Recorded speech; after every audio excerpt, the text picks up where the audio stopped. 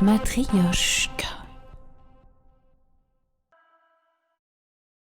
Qu'est-ce que ça signifie en fait, ce rapport à l'endettement?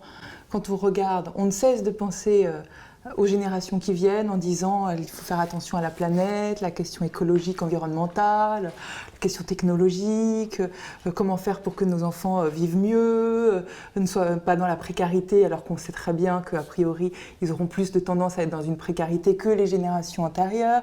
Bref, il y a tant d'inquiétudes qui se posent et en même temps, c'est comme si la dette c'était quelque chose qui avait une réelle impunité. Comment vous expliquez ce rapport si léger, d'une certaine façon, face à la dette?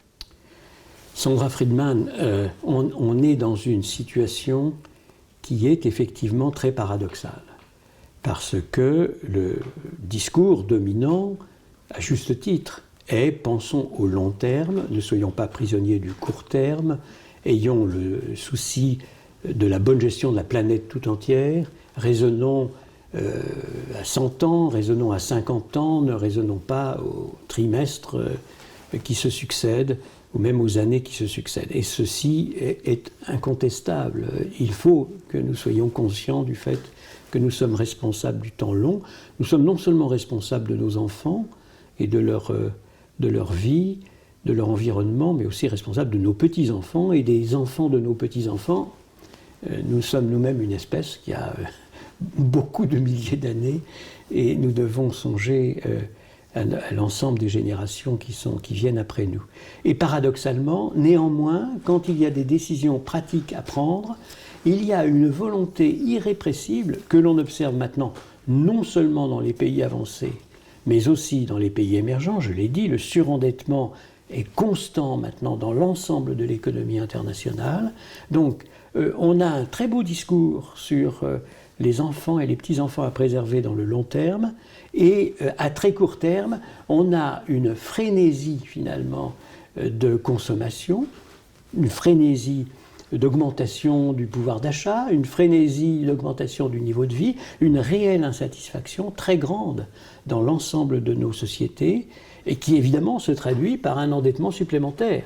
Parce que l'endettement supplémentaire, ce sont des consommations d'aujourd'hui, et on demande aux enfants et aux petits-enfants de régler la note, en somme. Donc je crois qu'il y a urgence à nous rendre tous ensemble, et encore une fois, c'est un phénomène qui est vrai au niveau de l'ensemble de la planète, à nous rendre beaucoup plus conscients du fait que nous allons au-devant de difficultés considérables si nous ne gérons pas mieux le temps présent.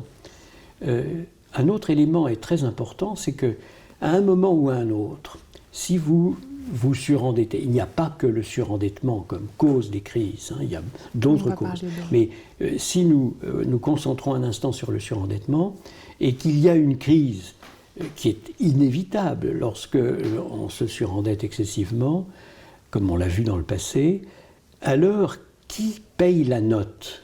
Et bien entendu, c'est inévitable, quand on a des crises très graves, ce sont les plus défavorisés, les plus démunis, c'est-à-dire ceux qui savent le moins bien défendre leurs propres intérêts dans une situation de crise, c'est-à-dire de manière très rapide, les jeunes, les sans-emploi, les chômeurs, et d'une manière générale, les personnes qui, dans nos sociétés, sont le moins bien protégées, ne serait-ce que parce qu'elles sont le moins bien éduquées et qu'encore une fois, elles n'ont pas de boulot, c'est-à-dire qu'il n'y a pas de syndicat pour défendre leurs intérêts. Et cela, on l'a observé dans tous les pays qui ont été en crise.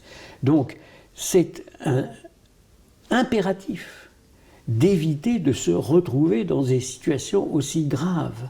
Mais tant que vous êtes dans la consommation un peu éperdue et dans les déficits qui s'accumulent, il y a une très forte poussée contre la sagesse, contre ceux qui disent « attention, nous allons trop loin » dans le déséquilibre, à la fois du budget ou le déséquilibre de la balance des paiements courants.